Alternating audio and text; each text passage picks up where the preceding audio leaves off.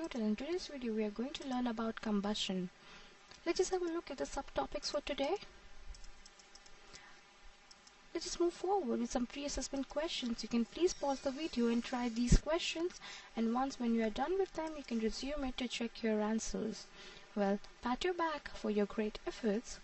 Now let's just have a look at the introduction to combustion. The chemical process of interaction of a substance with oxygen to release heat is called combustion. The substance subjected to combustion is called a combustible substance, also called fuel. Fuel can be solid, liquid, or gas.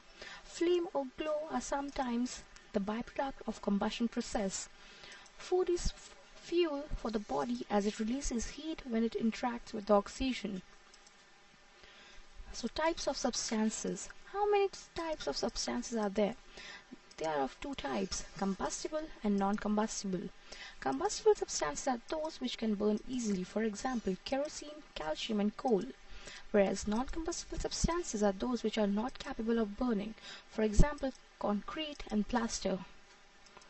So now, there is a list of combustible as well as non-combustible substances. Now what do we mean by ignition temperature? The minimum temperature at which a substance catches fire is called the ignition temperature. Substances whose ignition temperature is low can catch fire easily. They are also known as inflammable substances, for example petrol, alcohol or LPG. Examples can be a matchstick burns when rubbed against a hard surface, or a paper burns using a matchstick. Now let us have a look at the forest fire. Due to very high temperature, dry grass at some places catch fire, and from them the trees catch fire. Gradually the whole forest catches the fire. Forest fire can be an example for ignition temperatures. Now fuel. Materials that can produce heat and fire when burnt are called fuels.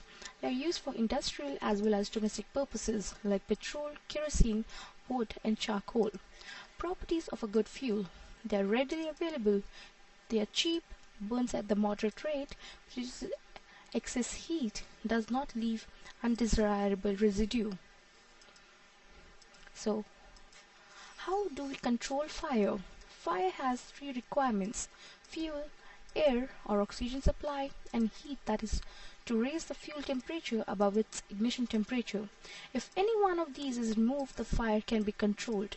We use a fire extinguisher to control fire. It either cuts off the air supply or lowers the fuel temperature below the ignition temperature. We can see that the fire brigade pours water on the burning buildings to remove fire. What happens when the fire brigade pours water on a burning building?